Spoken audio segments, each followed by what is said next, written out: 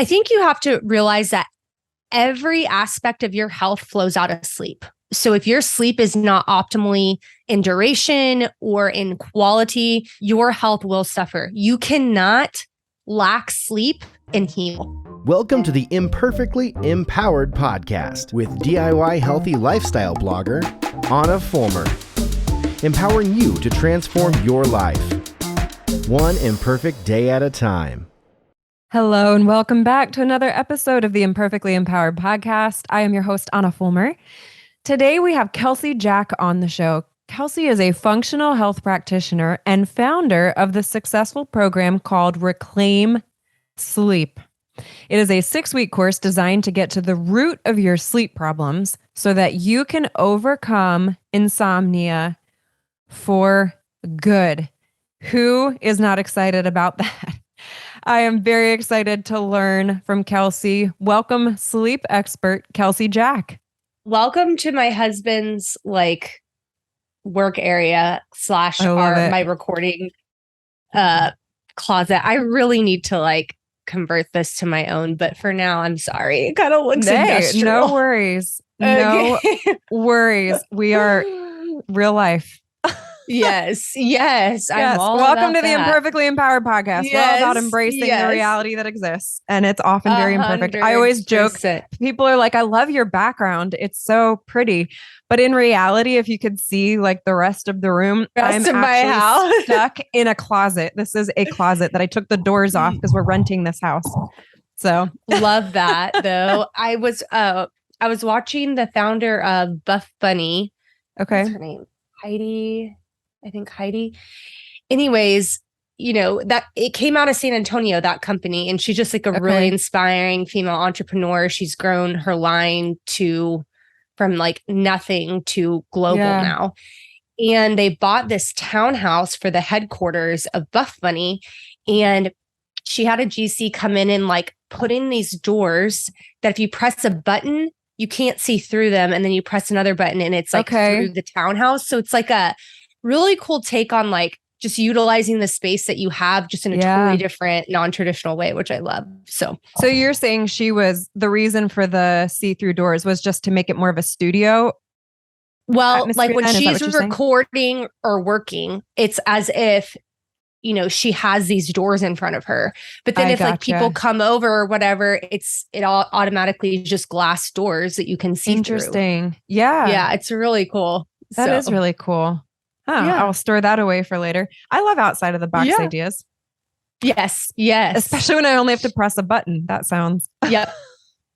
I know. It's very so cool. It was really neat.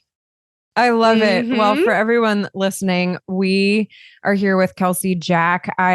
When I polled you all and I asked what was something that you wanted to hear about on the podcast, several of you said sleep. And I shouldn't have been surprised by this because this is a massive, massive issue for so many of my fitness and nutrition clients. This is true of men and women, but I primarily work with women. So this is, as you all know, something I'm incredibly passionate about. That is the holistic reset button for the body. And getting restorative sleep is essential for your health across all 5 pillars.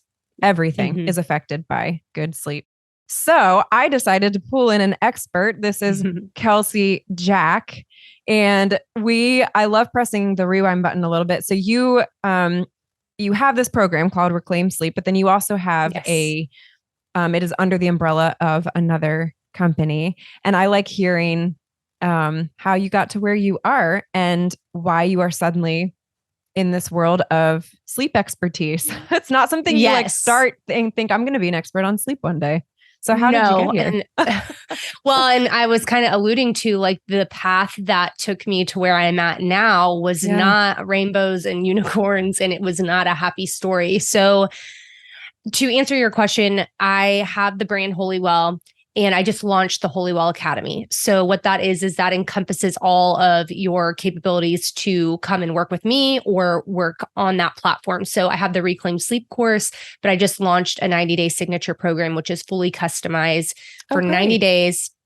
And I pull labs and we work very closely together in that journey. However, answering your question directly of my story, Yeah, my sleep issues started, looking back, right? It's always like 2020 vision. If you had known what you'd known, you would have gone, oh, that really makes sense. So growing up, I had a really amazing childhood. My parents are amazing people. We grew up on a ranch. I grew up ranching, roaming, and riding horses, and spent literally pretty much 24/7 outside. And if we were not on our ranch, we were at the baseball field with my brother because my brother was very competitive in baseball. And so just like a really cool, like country town, small community, loved that. But unfortunately, what we know now about the gut microbiome and the connection there, I was a cesarean baby. And, we inherit our mother's microbiome and a lot of other health, statistics and sort of things like that, because she grew you for 9 months and that's what you're born with. And I was a chronic ear infection baby. So I was always on antibiotics and eventually got tubes, and that helped quite a bit. Unfortunately, that spilled over into middle school and high school. High school, I was playing competitive soccer, running, cheerleading, pretty much anything I could do. And it was really starting to show. My energy levels were plummeting. I was always getting injured. I had bone fractures constantly. And in fact, I had to take a break from cross country because I had to swim because my bone fractures were getting so bad. And just really lethargic. Was put on Accutane twice because my skin was a wreck. Well, it's no wonder looking back now why that is. And I was eating a lot of trigger foods. So gluten, and my microbiome just was not in a good position. Fast forward to college, you're kind of stepping into the great unknown there, right? Of all these firsts, and the stress is really, really high, especially freshman year. Like I went to a very disciplined private school. And so I felt prepared in that way, but I think it was just the amount of school that you're going under in your freshman year. But I loved school. However, you take this transition from high school to college, and I really realized at that point in time how much my mom did for us. It's these moments where you're just like grow this immense appreciation. And I was like, my mom cooked for us, clean, the whole thing. And of course we did stuff like that too. But you get to college and you're like, okay, what do I eat? What do I do outside of my normal day to day? And so I took up what I feel females do is they either swing in one extreme or the other. And I fell on the one extreme. And that was, I was running 3 times a day just to let go of my stress, and I wasn't eating enough. Looking back, I didn't know that at the time. And it just really took a toll on my body. And so when I got married and we wanted to start a family, obviously got pregnant, and here I was in labor. And first time labor is pretty traumatic for any mom, but I was in a 43-hour labor. I didn't eat, sit, sleep, none of it. And I slept 4 hours the night I had my daughter. And after that, I didn't sleep for 2 weeks straight. So mix adrenal burnout with a, like kind of PTSD at that point, honestly. And it really just highlighted, whoa, I am mentally not in a good space and I need sleep. And so this is kind of where the rubber met the road for me in my holistic health journey, because prior to getting pregnant, I was struggling, real talk, with just chronic UTIs. We were newly married, and once a month, I was having a UTI. And I was like, okay, I cannot live like this. Like the pain was horrible. Like it's not a quality of life you want to endure. Yeah. So going the traditional medical route, because you don't know any better, my PCP, my primary care provider at this point was like, you know what? Like you really need to go see a urologist, a specialist. And I was like, okay. Her solution to me was, okay, you need to be taking an antibiotic before every time. And I'm like, what? Like that does not seem normal. Before every time what? Before I was having sex. Every time. Before sex, I've never heard that. Every single time. Yeah. Okay. I've heard a standing prescription for antibiotics that as soon as you start to feel the symptoms, then you can start the antibiotics because you know your body. So I have never, ever heard that advice. Yeah. That was her solution to like a preventative care. And so I called my mom and I was like, I'm pissed off. Like, this cannot be the solution. So we reached out to a good family friend who was a retired RN. She called me and she was like, has anyone ever told you to take a probiotic? Right. And I was like, I don't even know what that is, but this was like 10 years ago now. Yeah. This was really when holistic health was kind of, like in the seed stage, like people were kind of learning about it. Sure enough, I took one probiotic, never had a UTI, and have never had a UTI again. So something clicked that day. But I was, child-free at this point. I was working, getting up early, and I was the girl who on the weekends, I earned my workouts. So if I ate the night before, I was at the gym. I had to make my HIIT class by 7:30 in the morning. I specifically remember my husband being like, you need to let your body rest and recover. That's how you build muscle. And I was like, when you're in that phase of like, I'm going to do this, there is no stopping what I'm going to do. And so I was just determined. But that's really when I was like, oh my God, I'm really burning my body out. And sure enough, it showed up postpartum. So similar to the UTI story, I wanted to kind of bridge that connection there is I went the natural route because I have, my body just doesn't react well to anesthesia. So I was like, you know what, I'm just going to mind over matter. We're going to do a natural birth in the hospital. I did it. I was successful at that. Very proud of myself. However, when these symptoms started to show and I was so desperate for sleep, I went to my midwife and I was like, what's going on here? Surely it's a hormonal shift, but I need answers. I need a solution in the meantime. Like, obviously sleep's not going to be that great with a newborn, but I've got to be able to get some sleep. I wasn't napping. I wasn't able to sleep. I literally felt like I could have gone out at night and run a marathon. That's how much energy I had. And we'll talk about that connection with cortisol and adrenals in a little bit. It was bad. And the only solution was, you know what? I think we need to put you on a strong anti-anxiety and a strong sleeping medication. And I was like, you people, I am getting so sick of here's your symptom, here's a pill. And I just really felt in my spirit, there is something so much deeper going on here. And I want to make the connection of what is happening in my body, why these symptoms are appearing. And I just knew this was not a language of a body that was at peace with itself. And so I went on this quest, if you will. And I think this is the greatest moment in life when trials meet mission. And it all kind of clicks for you. And so my cousin reached out to me and she was like, hey, I think you really would be good at this program. And it was the Nutritional Therapy Association. And I was like, listen, if this will help me figure out what is going on with my body, but while also providing answers for other people and other females that are equally as rattled with their symptoms, I'm going to do it. So every night, my baby turned 4 or 5 months old. Every night after she went down, I was studying. And a year later, I got certified as a nutritional therapist. And this really set me on the journey of figuring out how everything was related to sleep. And I'll touch on this later too, but there's a big trauma piece. And trauma is kind of taking a front seat in the holistic health space as well right now. And as we know, we're not just physical beings, we're mental, emotional, and spiritual beings as well. And so I think addressing the root causes, in addition to doing a lot of mindset work and trauma resolution and those things, really hold a lot of answers that people don't think about at first. So that's a very important piece of the story as well. And there is a book by Chris Kresser that really rocked my world, and it's called Unconventional Medicine. And it breaks down just how broken our system is in that way. And I know specifically for females and in just launching this 90-day program, we're not taught how our bodies function at the most basic level.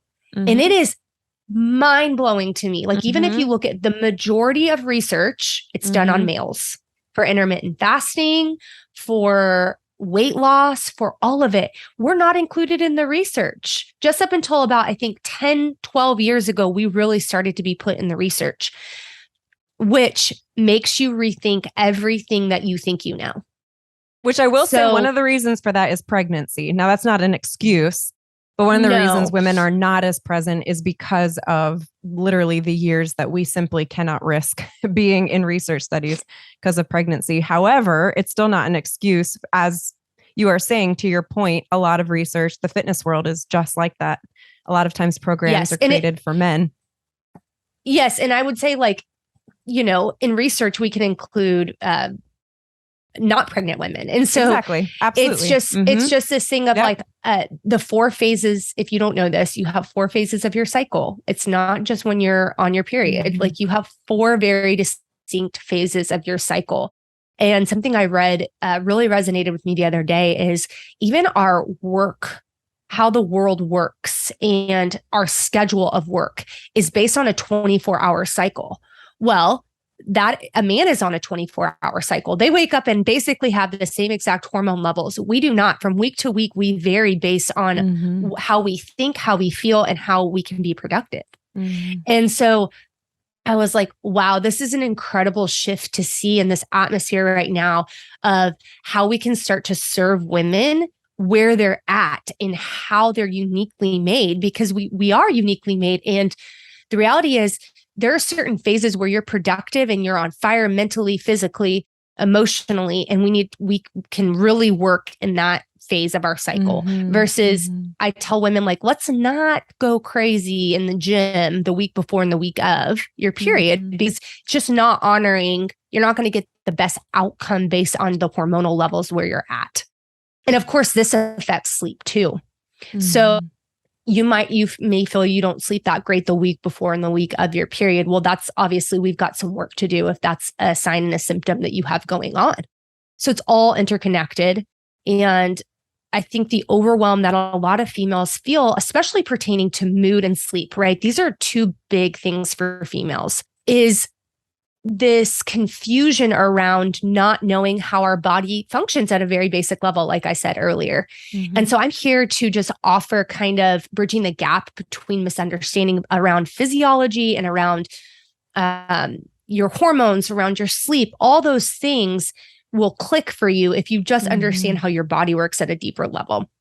Also, symptoms can be one of the greatest tools in your toolboxes if you allow it.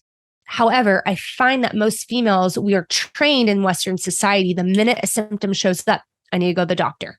Well, their answer is going to be prescribing a pharmaceutical. Or I need to Google it, and then I'm overwhelmed by the information and I don't know how to sort through it.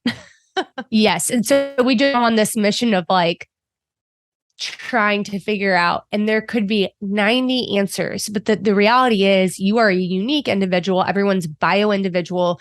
You deserve to be looked at individually. And so that was a big part of my story and how I am where I am now. And there was a lot of anxiety. I struggled really badly with postpartum anxiety. And so out of that, with just the newness of being a mother with a newborn, the anxiety led to a lot of obsessive compulsiveness because I needed to control my external space to feel like I have some of my control here because I'm not able to control my sleep. And I felt like everything was happening to me physically and mentally and emotionally. So I just needed something to take that edge off. And so that became where like the OCD fit into the picture. And one of the biggest turning points in my learning journey with sleep was actually a book called The Mood Cure by Julia Ross. I'm not sure if you've ever read that.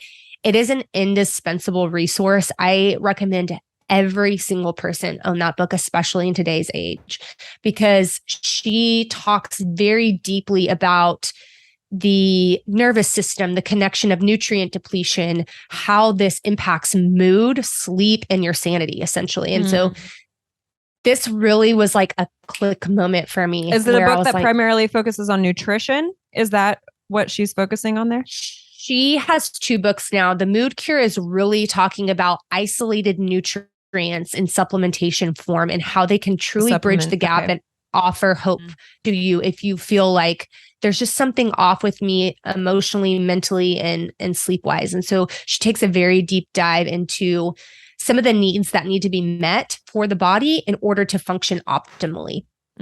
So this was a really incredible resource for me in my journey. And so I wanted to highlight that as well. Like if you're in a really bad spot and you just need some wisdom there, that is a great resource. I recommend it to all of my clients, my friends, my family. And say it one more time. It is The Mood Cure.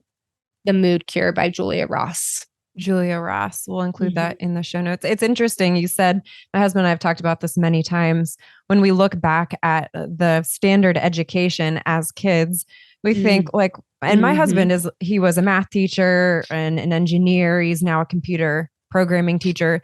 So this is not knocking math, but in reality, I would have benefited significantly more from a physiology class once a year instead of a math class once a year. Certainly a foundation of math, but did I really need pre-calc?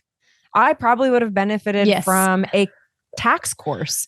How to do your taxes. Yes. Why taxes even matter? What is compounding interest? What is like, you know what I mean? Like, let's actually make it practical, not to mention, okay, I have 2 ovaries. And when this happens, and this is why I'm having a period, like, you know, it really is, that is something that I think we are starting to recognize more and more, even just with the idea of tech schools, which sounds like a weird correlation, but it is the concept that we're talking about, the idea that let's start making education practical, not just informational. Yes. That we can actually use it in a real world. Absolutely. Well, I think too, for females, what a service, because when you do have that first period, man, hormonally, you're just a mess. But looking back at it, it's because of 2 things. I think women are underserved in education in that capacity, and just knowing, like, if I would have known, okay, this is coming, this is how I was going to feel, you can somewhat feel prepared mentally, like this is not abnormal. Okay. But also what we deem normal now in Western civilization is actually common, but it's not normal. It's not normal behavior of the body to have severe bouts of anxiety and burnout and fatigue and insomnia and just like OCD or whatever it may be, that the hormonal fluctuations that are happening to you, there are things we can do on the front end so you're not experiencing these things on the back end. Right. And so there's a lifeline of hope there. It's not just like these things happen to me, I just have to deal with them. And I have no idea why they're happening. Yeah, for sure. Yes. Yeah. Yeah, I agree. And for those of you listening, I don't know why. Yes, absolutely. The why behind the what. I don't know if you have talked to Jenny Swisher at all. She was on the podcast. She's a hormonal health expert. And, you know, we were talking about this too, but the importance of being able to correlate the why behind the what of female hormones. And really it's shedding some light on some of the symptoms. And just because it hurts does not necessarily mean it's bad. It's understanding to weed through, okay, before we just throw hormones or throw birth control or fill in the blank.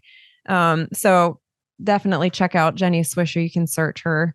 Sync. Yes, I love her. Your hormones. Yes, but she is right to what you are saying there as well. Well, and even like there's a new documentary that came out. It's called The Business of Birth Control. I truly feel every female should be required to watch that, to arm themselves with knowledge before they go and their doctor is telling them you need to do this or I would recommend this.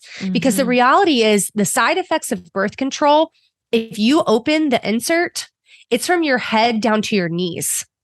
At that point, we need to be telling women, you know what? If you have endometriosis, have you tried balancing your blood sugar and taking inositol? Or if you're struggling with chronic acne outbreaks and these sorts of things, maybe we should balance your diet and get you off gluten. Maybe dairy is a trigger. We need to run a nutrition response test on you. These are not things that doctors are taught. So they don't know because they go to a school of medicine. They learn how to prescribe medicine. I love modern day medicine for acute emergency situations. However, when we're talking about lifespan and optimal living, we overdo things in the prescription realm, which leads to other symptoms. So then you're put on another pill for another symptom. Yeah. And it's such a multi-layer. I mean, I just had an interview with Dr. Keith Johnson. He's an orthopedic surgeon, but he even says this, we have said this so many times, that in the medical education, whether you are in nursing, whether you're a doctor, fill in the blank, the reality is it is more like disease care, not health care. And it is not preventative care. The issue is that we have this extreme gap between, it's like we have alternative medicine or quote unquote all natural medicine. I mean, there's a million words for this, which, you know, has its own issues. And then there's traditional medicine. And the problem is they shouldn't be like this. They should be like this. They need to be integrative and applied appropriately within their places. And there needs to be more overlapping education so that you don't just have alternative medicine providers who are truly clueless to traditional medicine and research, and then traditional medicine that are truly clueless to what you're saying, you know, the more functional side of it. So it is a huge, huge issue. And I love when we have people on here who are passionate about combining both of them. Everyone's heard me say this before, but they do not, I personally don't feel they should live in extremes. We need to integrate them. So I love alternative, I love traditional, but most importantly, we need to practice integrative medicine where we're learning how to combine them. And I think a big reason that you see that, and you know, this is somewhat of a controversial statement. However, it's just the truth is pharmaceutical companies are competing with natural alternative care because it's in their investors' best interest that they keep a high patient load. So there even is above that, it's insurance. Yeah, 100%. Insurance is what rules the world. If you're really interested in learning more, again, listen to the interview with Dr. Keith Johnson, but people don't understand the layers in the medical system where ultimately it's a business. Medicine is a business and it's unfortunate. So things get taken out of context, and it is true. Pharmacy companies often will fund their own studies, which then has some ethical, but again, you have to look at research. If it's a really well done study, then even if they funded their own research, in theory, that does not necessarily mean that it is not a good study. And therefore, you know, it's so convoluted, to your point. And this is exactly why we need to be able to hone in on the science. And that's why I love, like, when there are people like you who are really niching down, especially like where you're diving in and you are truly an expert in an area and you have the ability to take a more comprehensive approach, like sleep, which is so essential. So I get very excited about that because we need it. And you know, I'll never forget, because I was at a conference a few years back and I was talking to a doctor, an MD, and he runs a very high-end program. I believe it's out of Tucson, Arizona. And we were chatting all things mental, emotional, sleep, and its impact on women specifically. And I will never forget what he said. And I think it will ring true with a lot of people too, is what was meant to be a bridge has become an island in medicine. We put women on medicine and it becomes an isolation. Like, this is your only hope. This is the only thing we can do for you. That's bullshit. And I am so sick of that model, because we deserve better. We deserve better answers and better care. And I think a lot of good comes though from that, because we do our own research and we dig, and when females will find an answer, right? We're very innovative and we're very exploratory and curious. And so that a lot of good has come out of the inability for me to get the care that I really wanted and the answers that I really wanted. But what he said really stuck with me, because he said, when I'm working with a patient, we can offer the hope of an immediate solution through medicine. Listen, y'all, if you need to get on sleep medication, do it. It saved me, literally saved me from so much, because sleep is how you function, your brain, your body, your appetite, all of it. And so if you need that bridge until you're working on the root cause and a deeper issue, 100%, that's where I love, in the immediacy, we have hope for you. But it cannot be an island in the fact that, like, well, I guess I have to be on sleeping medication for the rest of my life. Well, that's where that really becomes an issue, because we need to work on what is driving the insomnia. Is it mental and emotional? Is it purely emotional? Is it purely nutrition? What is it? What's going on? And so I think to really honor a female in that, we want to offer her comfortability in the immediacy, because really, if we're able to join with a PCP and say, you know what, I really recommend you talk to your doctor. I think you need to get on something that is just going to give you stability in the meantime. It's going to give you a really good night's sleep. You'll feel sane enough over time, and your body will start to repair enough. Your cortisol is going to level out. Your adrenals are going to start to level out. Your lymphatic system, which is your brain, it's how it cleanses itself at night. Your brain is also a detox organ. And so we need to get to that point so we feel rested and we feel sane and we can actually just go about our day like a normal human being. And then when the client is comfortable, we're going to start to work on these root cause issues. But I'm all about tackling something head on, especially when it's as serious as lack of sleep, because you need to sleep, and whatever's going to get you there in the meantime, and then we'll start to work on that. Yeah. And I'm glad you pointed that out. And for those of you listening and watching, I have mentioned this before, but again, this idea of integrating the two, the traditional and alternative, into an integrative approach, in emergency medicine, quite literally, we're there to stabilize and then disposition, meaning we are only there to make sure that you are stabilized, and then we send you out to wherever you need further care. But it is essential, because in reality, when your blood pressure is sky high, do I want to just put you on another medication and send you out the door? No, there's so much more that needs worked on. Your diet needs change. You need more exercise. But in reality, changing your diet will mean nothing if you die of a stroke.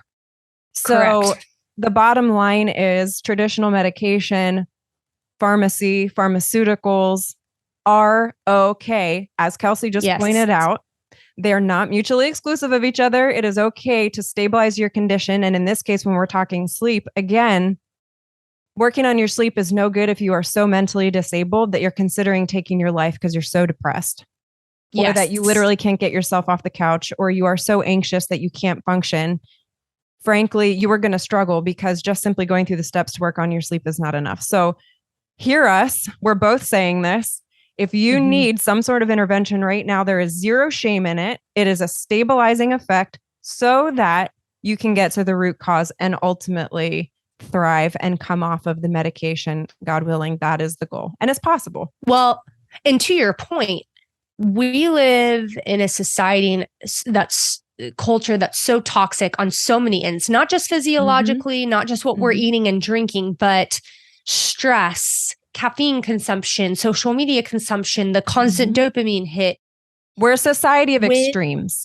When we are in that extreme, you have to be met with something that can tackle that extreme. And sometimes holistic medicine cannot meet you there right then and there.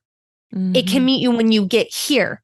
So that is where I literally kiss my sleeping medication, because I am so grateful that I had it when I needed it. And it offered me that lifeline, because extreme has to meet extreme. And so I know for my mamas, right, I have a lot of good friends that have had to go on very hardcore anti-anxiety medications postpartum. Well, yeah, because your thyroid was a wreck before you were even pregnant. Your adrenals were tanked. Your blood sugar is unstabilized. You're insulin sensitive. But now, because you're that far, we've got to meet you there with your PCP, and then we'll do some really good groundwork, and hopefully we can get you off of that. Yeah, that is up to the discretion of your PCP, but I think you'll feel so good that you won't need it anymore. But that is something I really want to highlight. Like, I think we can say so passively, there's no shame in taking medicine.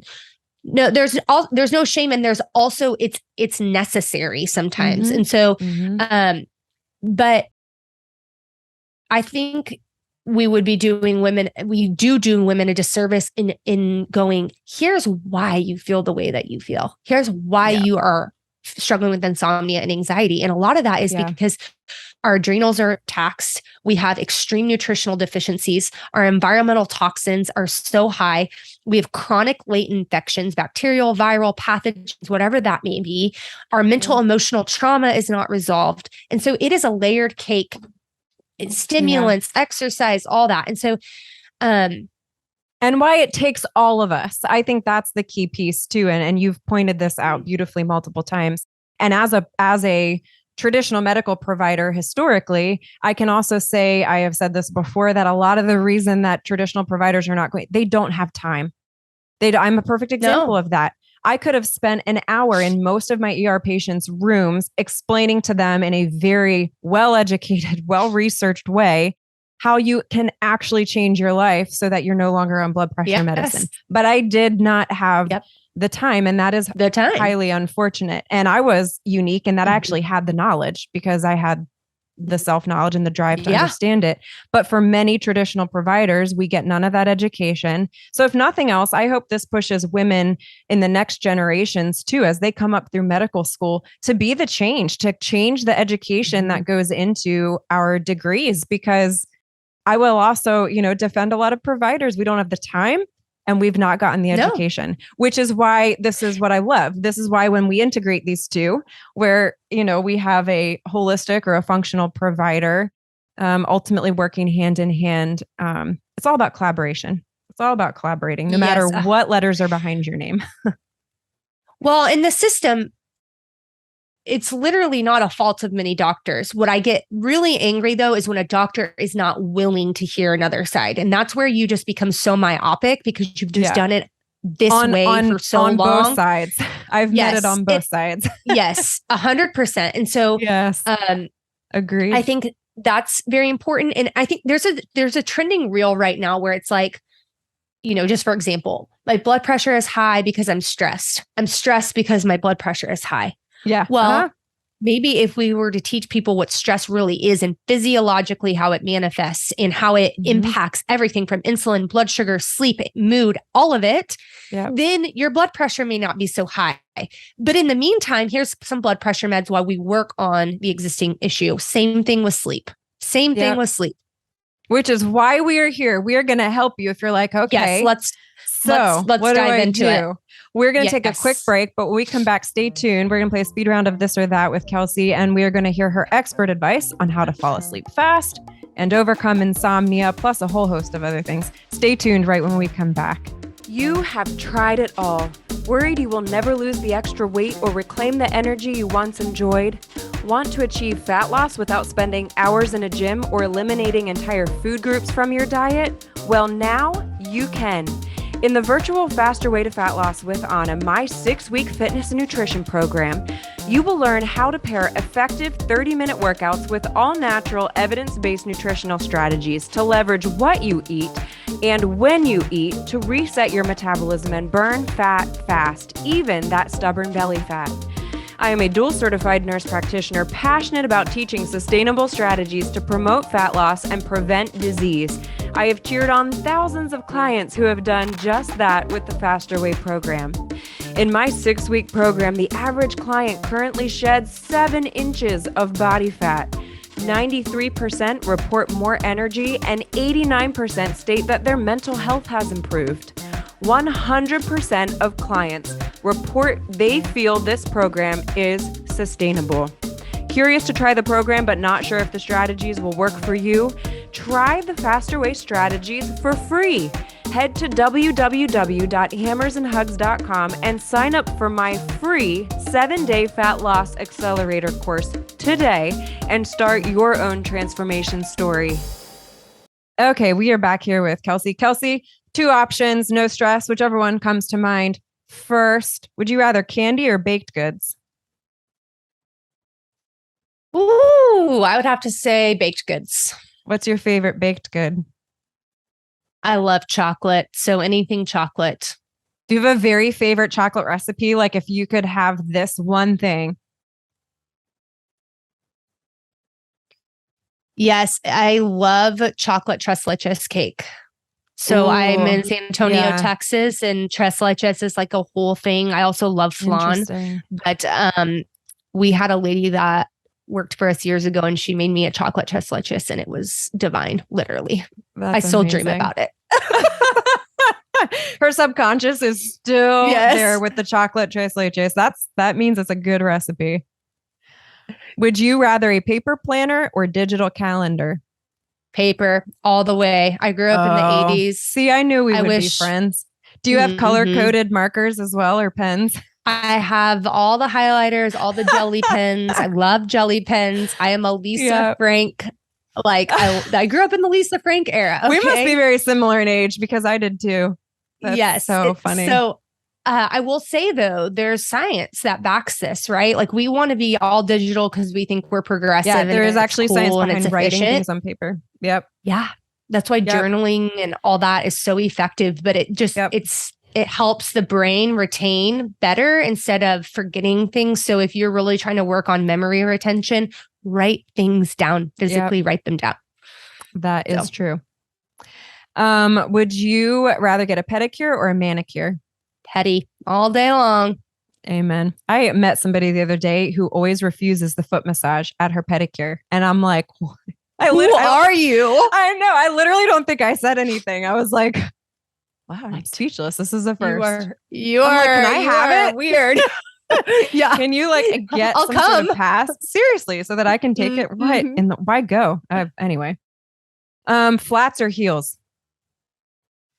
Ooh, I love a good wedge because I think they're just comfortable, just like a flat, and they kind of support the whole arch. I don't like stilettos or anything like that. They hurt my feet so bad. Yeah. Yeah. But they're still cute. Wedges are cute. Yes.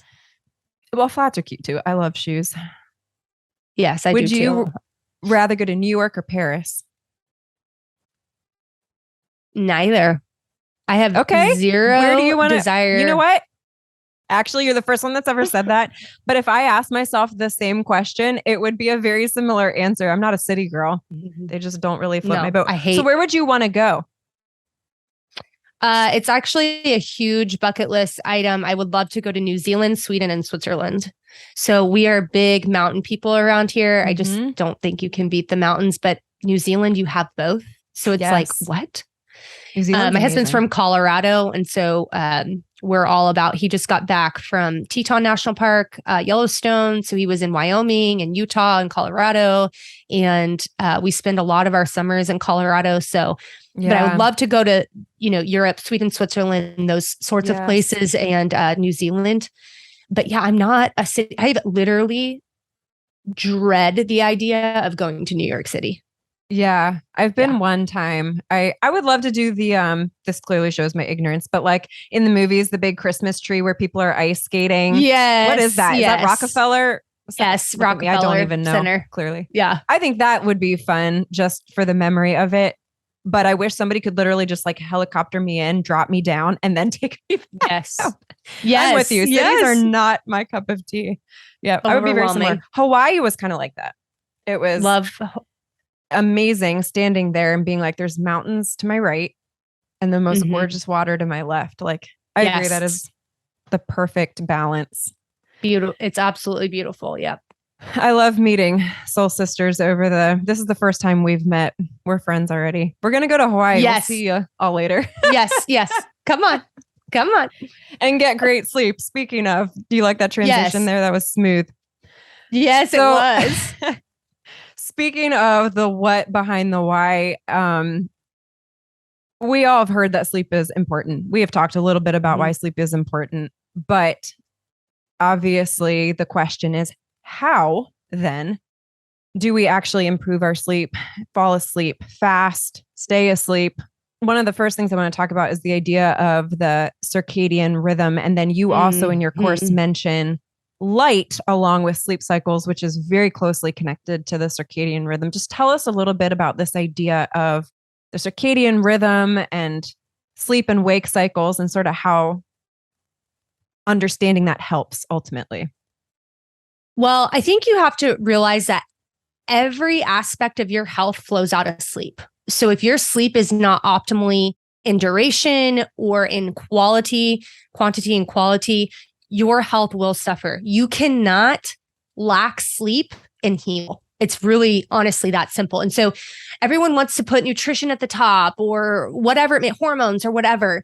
And it's like, okay, your body detoxes during the night, your brain detoxes during the night, you're resting, you're restoring the body through sleep. And so it has got to be the pinnacle in your healing journey. If you want to perform better, feel better, if you want your mood to feel better, you've got to sleep. You've got to focus on restoring and falling back in love with sleep, pun intended there for sure.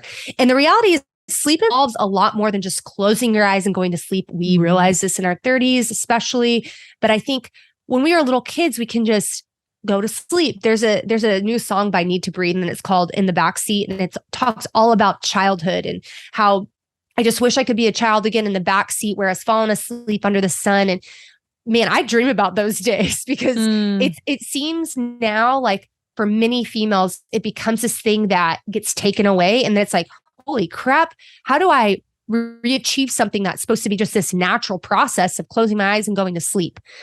And the effects of poor sleep are reduced insulin sensitivity. So you're riding that blood sugar roller coaster all day. You're compromising your immunity. You're prematurely aging. Women are all about that. If you want to feel younger, be younger, you need to sleep better. Adipose tissue. So your cravings change. You eat poorly when you don't sleep. You have less muscle mass. And so circadian rhythm is really the GOAT of sleep. And the reality is, a lot of us need to retrain our circadian rhythm. And this is something that I go through in a lot of detail in my sleep course. And what that looks like is light. Light is one of the first things God created, and that's for a reason. It gives life to everything. So if you look at light as the building block to providing life for everything that you're consuming, but also for you, we are microorganisms. We're made up of trillions of cells and bacteria. And so what feeds that is light.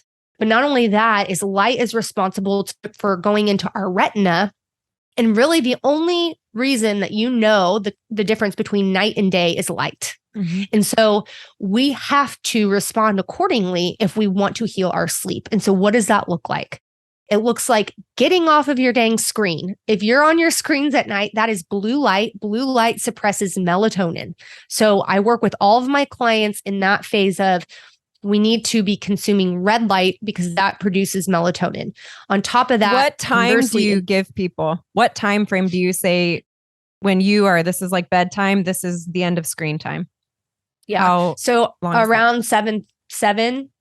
And if you can't do that, well, we need to look at your schedule and see why you can't do that.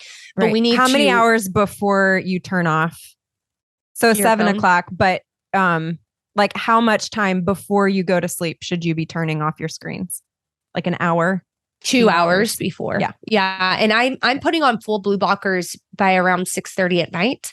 A big shift that people do not think about. I'm all about habit stacking. So a lot of my clients, female clients that are fatigued out of life, they cannot sleep. They can't even think about adding one more thing into their day. I'm big on habit stacking. I have a really great episode with a friend called, her name's Cameo Pierce. And we talk all about this, but it's basically adding things in what you're already doing. So it's not another thing you have to do. And what I mean by that is people always think, okay, I'm going to go outside during the day, but you miss going out at sunset.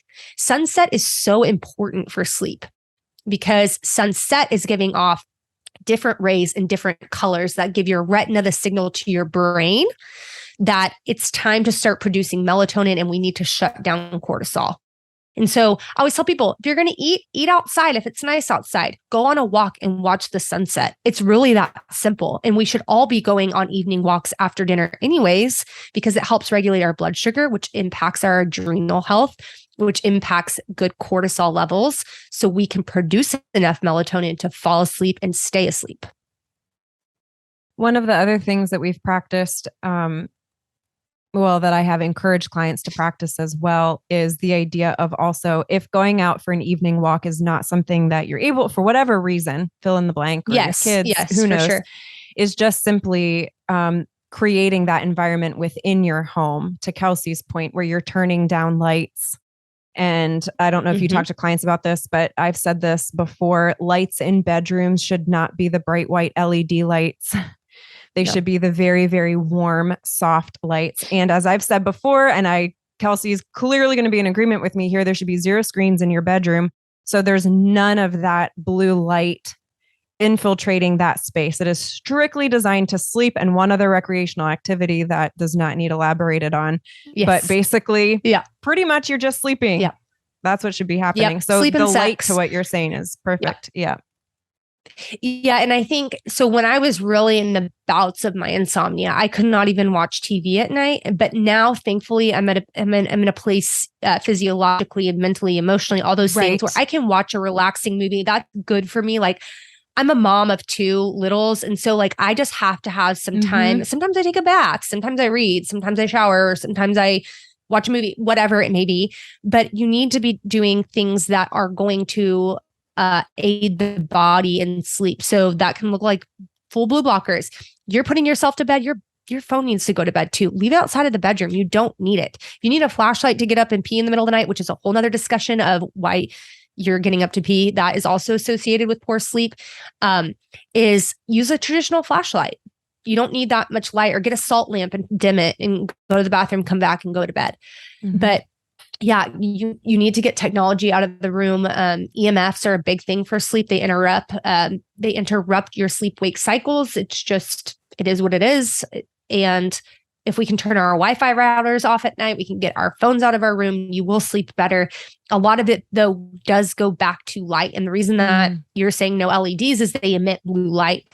And so really, it all goes back to how much light exposure and why you're exposing yourself to light. So every single day, going back to habit stacking, I make my coffee, I make my breakfast, I go outside. I get 20 minutes of unfiltered sunshine every single morning and every single night. And so if you truly want to retrain from ground zero, everything the way that your body is reacting to sleep, you've got to retrain your circadian rhythm. And that is what is going to do it. It's going to be the light. I love that. So just to recap, and correct me if I'm saying any of this wrong, but bottom line, I'm hearing that 2 hours before bedtime, you should be proactively dimming lights so that ultimately your entire sensory system is recognizing, okay, we're going to start to shut down, whether that be walking outside to get the sunset light, or even within your home, creating the same environment, dimming lights, only warm lights in the bedroom. I would also argue the bathroom can be similar to this, because we put such bright white lights in our bathrooms. But if they are the ones that you or your kids are getting ready in, not to mention, you mentioned peeing at night, you flip on the light, right? It is bright white. So that's another one that I usually tell people, keep warm lights in.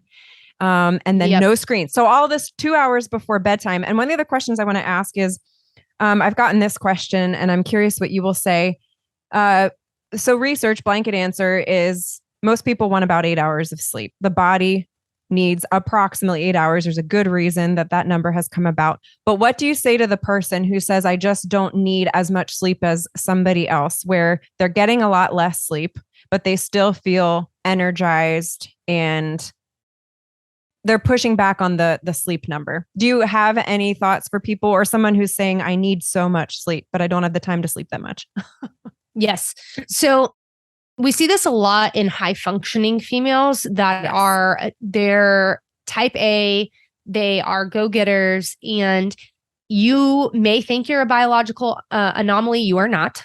And so we need to figure out why your nervous system is stuck in a loop of fight or flight, constant fight or flight. And if you can do that naturally, you're going to bed early, you're waking up with the sun, I would say good on you, because that is the rhythm that we all need to be achieving, is basically going to bed somewhere around sunset. We don't all do that. We can't all do that. But if you're naturally waking up and you feel energized, like, awesome. That's amazing. I am not you. I don't want to be you. I love sleeping in. Amen. I love sleep. Yeah. So I would say, though, too, on the flip side of that is females require more sleep.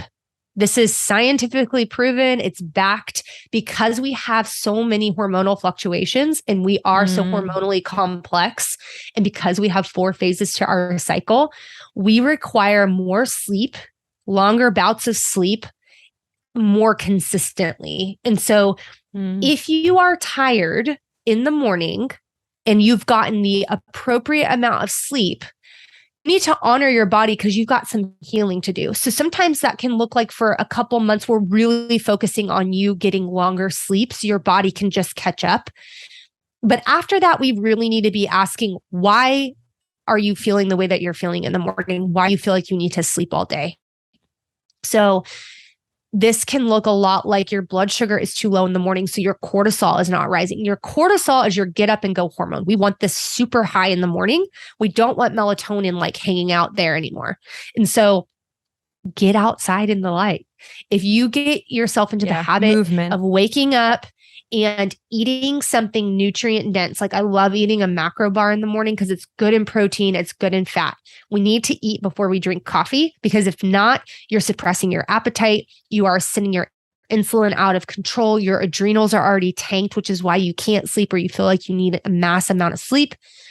But while coffee is making, we're going to go outside and sip on it in the sunlight. This is going to repair things over time.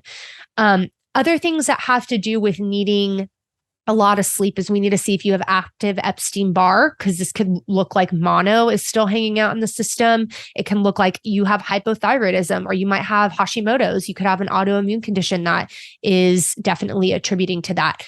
Your minerals may be out of balance. So, but there's a lot we can do that's very simple. It's just simply restructuring how you're going about your day and what you're doing on the front end, because I work with chronic fatigue clients. And so I literally in my program and the sleep course have a sample day structure of like, at this time slot, this is what you're doing and this is why you're doing it. So around 8:39, this is what we're doing. We're making our breakfast. We're drinking mineral water. We're going outside. We're putting our bare feet to the ground. We're exposing our retina to light. And over time, you're going to start to see massive changes, because the reality is sleep begins in the morning. It's not at night. So there are things that impact our sleep at night, poorly or for the better. But in the morning, you are setting the tone for your night. So for females, this looks like a full cycle, just like getting up early in the morning. I'm very passionate about an early morning routine. It's changed my life. But yes, as I tell people, being able to establish an early morning routine starts with phase one, which is sleep. So just to your point, better sleep starts with what you're doing in the morning. And I also want to throw something out too, as somebody who absolutely loves sleep. I am by nature not an early morning riser. I have learned, though, strategies that have helped me become an early morning riser, and it has changed my life for so many reasons. However, there is a difference between feeling tired and lethargic all day versus feeling like you don't want to get out of bed in the morning. They are not the same thing. Absolutely. So there's strategies to get yourself out of bed first thing in the morning, but understand if you think there's no way I could get up early, because actually getting up earlier consistently will also help you sleep better when you have a consistent routine. However, it is not the same thing. I just want to point that out because I know that feeling. Like, I don't want to get out of bed. And it seems like you're so exhausted, you just don't want to get out, but they're not the same thing. What she's talking about and what I have talked about before is that that's a lethargy all day long. Mm-hmm. When you establish the right patterns, you will learn, you can train your body to become an early morning riser, even if you are not naturally. But I just wanted to point that out. It's not the same thing as that lethargic all day long. No. So chronic fatigue and insomnia often go hand in hand. And I actually just did a great post on my Instagram about this, is how can I still be so tired and struggle with insomnia? And it's because physiologically, like, you are so backwards. What you're doing during the day is impacting you at night. Yep. And then conversely, you all of a sudden get avoidance patterns built in because you don't want to go to sleep because you not dread sleeping. Going to bed. Exactly. Yes.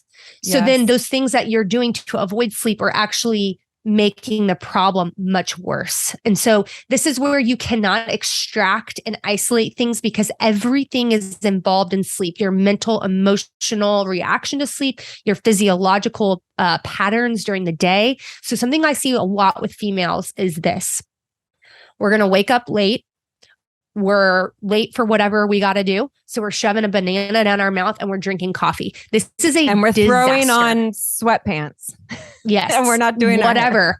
We feel like a hot mess. Yes. So you're literally, breakfast is setting the tone for the day, but it's not the breakfast you were trained to eat. It's not oatmeals and banana. That is a blood sugar disaster. Blood sugar plays so much intricately with your satiation, with your cravings, with your ability or inability to lose weight, to be metabolically flexible, and to sleep at night.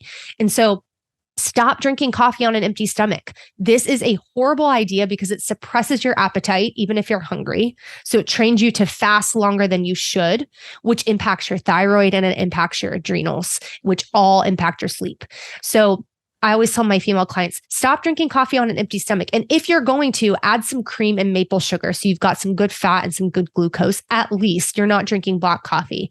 But ideally, we want to be eating something before we're drinking coffee. But if we're starting out our day from a place of mental, emotional stress, and also we're stressing our body out with those habits, it's just going to impair your sleep even more. That's what I mean about the things that you're doing during the day impact your night. And another thing is, we've got to step out of the stress. So we've got to take a step back and go, I react to everything in a stressful way, but is that actually appropriate? Do I have to be stressed right now? Probably not. You can take a couple deep breaths, take a drink of water. It's going to be okay. There are moments in time where you need that fight or flight to kick in, but daily, multiple times a day, is going to lead to mineral imbalances. It's going to burn your adrenals out, and it's just not a good thing. And your cortisol is just going to stay elevated, just ultimately. Yes. And so going to stress you out. Yeah, I think just approaching stress in a totally different manner too. But really, it's just like I said, going about your day in a different way. And so shifting, if you want to see change, you have to change the way you're doing things. It's really that simple. Right. The problem is we don't know what to do and we don't know what to change. And so this is why I'm so passionate about, I always say I could talk about sleep all day long, but it's really the front end of sleep that I love to do a total makeover on. Yeah. Yeah. I want to throw in here too, because, some of you might be, so what you're mentioning about coffee. So for those of you listening to, or any of my clients, so I practice 16/8 intermittent fasting. There's a lot of good research to it. We do drink coffee within that fasted period without eating, although you can scoop of collagen peptides. There's going to be some protein there. However, I want to point out, because I'm going to argue that we're both right in this, and some of it's contextual. So to Kelsey's point, I would agree, if you are not nutritionally balanced, which many, many women aren't, the number one imbalance that I see is lack of protein. Yep. And then you are waking up to what she's saying, you're already in this stress-induced state. Your cortisol level is too elevated to begin with on a regular basis. And then you are fueling yourself with caffeine, which is going to increase your heart rate, is going to add to that feeling of stress. And then you've got these blood sugar imbalances already. So she is also right in that if that is already where you're at, then it is totally appropriate that you should be eating before you drink black coffee. That being said, on the flip side, with intermittent fasting, it's only going to be beneficial if you are properly fueling in your fed window. And one of the huge elements to that is getting enough protein. And that is why then my clients don't have any problem, why I don't have any problem drinking black coffee in the morning and not eating until 10, 11, even 12. It is because we have learned how to fuel our body with a much higher content of protein, which is going to stabilize that blood sugar. But that is next level. It is another approach, and it is a much deeper nutritional dive. So I just want to point that out in case anyone's like, oh, she's saying this, but Ahna has said this. Yes. We're both right. It's contextual. So I just wanted to throw that in there. Because it's highly individual, right? So we see with a lot of women who are perimenopause, menopause specifically, whenever you stop menstruating, the job of your hormones go back to the adrenals. Well, if you've spent from your 20s to your 40s killing your adrenals, your biofeedback is not in a place where you are good to do a lot of intermittent fasting. This is going to backfire on you. However, more advanced strategy, I would say long-term to autophagy and becoming metabolically flexible is intermittent fasting. we look back, we didn't always have food. And so you had to train your body appropriately. I would also say with females, like you're saying, this is very individual. Like, where are you at in your cycle? Like, probably not a good idea if you're menstruating to be fasting, because that's highly stressful and you're already detoxing. So it just depends. It's a highly individualized approach. And if you're in a state of emergency, like, we need to get you balanced, and then we can introduce some of these more complex strategies like intermittent fasting. But if your biofeedback is not in a good place, probably not the best thing to induce more stress on the body. So yes, this is what I love about having these conversations is we are both right here, but we just have to look at the individual and going like, where are you at right now? Because if this is what you're struggling with, it could be that you just need a little bit more protein and we can get you to that. Or it could be that like we need to redo a lot of things and get your nutrient reserves up and your blood sugar balance and your cortisol balance. And then we can talk about fasting. Yeah, there's so many, like Kelsey is saying. I think the bottom line is there's rarely one answer fixes all. Just like I would never recommend that somebody only start implementing one thing and not addressing. It's a multi-layered approach and it's complex. It's complex. There need to be multiple strategies. Yes, fasting and keto sometimes like go hand in hand, but right, this is a great example. It's like there's a really good way to do fasting and then there's a really bad way to do fasting. Same thing with keto. Like there's a great way to do keto. And then like, if you're pounding cream cheese and bacon all day, like just so your ketones are level, like that's horrid. Like don't and do just that. To be clear, I'm not a fan of keto. I'm very pro carbs. I think our body was designed to function optimally with carbs. Yes. So let me just also 100%. throw that out there. If you're visiting me from Kelsey and you're like, oh, is her program keto? It is not. No, I'm very pro and carbs. I think if you're in an emergency state in the body, like with cancer, there can be answers to that through that, right? But I think that we humans are interesting, right? Like we alluded to at the beginning of this episode, is we go in extremes. And it's like, no, if everything is balanced in the body, we can take a balanced approach. But if we're like 911 level right now, like we've got to get you back to center through a lot of different modalities to try to get you back to where you can do some of these things. Yeah. And sleep being really one of the number one at the top. So before we wrap it up here, give me some of your top sleep hacks, like somebody who is currently struggling with sleep, whether it be like best sleeping posture to like the culture of your bedroom, whatever it is, like what would your best sleeping hacks be? So I would say we need to eat enough. Females are notorious for undereating, especially protein. Dr. Gabrielle Lyons just did a phenomenal episode on everything to the musculoskeletal structure and how it impacts everything with protein. Like females need protein. Yep. So eating nutrient dense foods is good. Making sure you're eating enough, drinking water with minerals. As a society, we're so depleted in magnesium. I'm like taking a drink right now as she's talking. Yes. So adding minerals to your water, please be filtered water, balancing your blood sugar. I approach every meal with blood sugar balance in mind, because if we can get off the insulin roller coaster and we're not up here super high and then crashing down, and then we need glucose to bring us back up, and then it just repeats this pattern. So eating a blood sugar balancing meal, reducing inflammatory foods, whatever that might be for you individually. I love raw dairy. I can't have it right now. It's still an amazing superfood. So we're all, context and individuality there, but that could be a trigger food for you. Gluten is pretty much a trigger food for everybody across the board, especially from a inflammation standpoint. So if you're struggling with sleep and inflammation, cut gluten for a while. Keeping it simple. We don't need to have this super complex schedule. Many of us need to reduce what we're doing so we can sleep better at night. It's just being efficient with what we're doing, knowing why we're doing it, and knowing how it's benefiting the body. I would say never eat naked carbs. Like this is a big thing. You may not agree with me here, but I think pairing your carbs with a protein or fat is huge. So we're not seeing those insulin spikes. This is balancing blood sugar.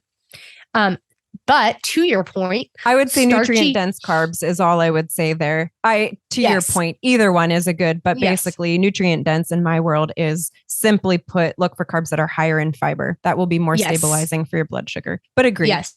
It's still naked carbs are simple carbs. Like cake and sweets and, all these sorts of things. But starchy carbs produce serotonin and serotonin produces melatonin. So you can see, but also so do amino acids, so protein. If you come from the context of low fat, low carb, you're probably not producing serotonin, which is impacting your mood and is also impacting your sleep. So you can see how nutrient reserves and nutrition play a huge role. Fats also help make hormones. So I would say getting your central clock right. So that's retraining the circadian rhythm. I would say putting your phone to bed, but also like looking at what you're doing. You cannot beat the rhythms of nature. So I think if you just observe how nature functions is how we should function. We need to rise with the sun and we need to go to bed with the sun setting. And everything that we do in between those two bookends is going to impact sleep. So we need to focus on eating nutrient-dense foods, getting enough light exposure, general movement. We love to go into the gym and we love to do a fasted Orange Theory workout. This is a disaster, in my opinion. If you're going to go do a fasted workout, pick up heavy weights. We need to build muscle. And this is where protein really comes in too, is I think females are doing way, way, way too much cardio and they're not building lean muscle mass. Don't be afraid of the weights. It's not going to make you bulky.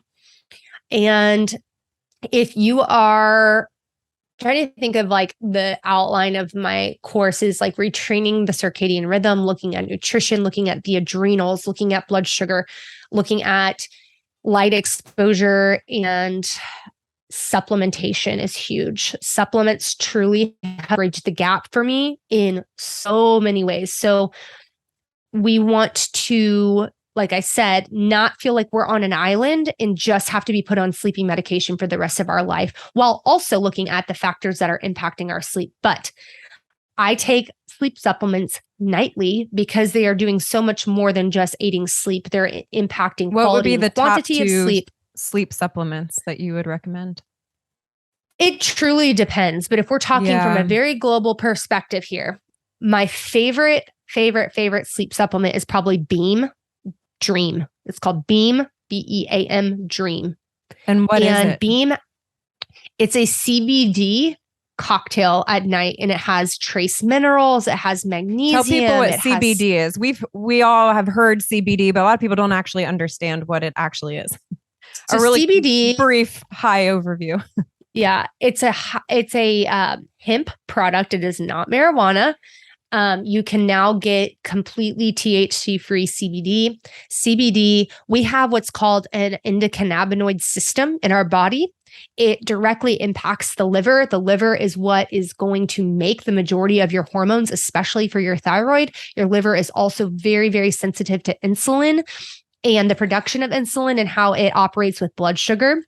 And so I really feel that the endocannabinoid system is depleted. And so when we take CBD, this endocannabinoid, these stores that the fat cells actually store over time, CBD and THC, and it actually retrains the sleep cycle over time. So when you take periodic breaks from it, the body still has it in circulation for up to 2 weeks. It's pretty incredible. But Beam is just the most delicious drink you will have at night. And it's kind of a ritualized thing, right? You warm up your mug, you've got good, like clean water, you're adding a scoop of it. And it takes like 30 to 45 minutes to kick in, but it tastes like you're drinking super yummy hot chocolate. They also have limited edition flavors right now, like apple pie, caramel.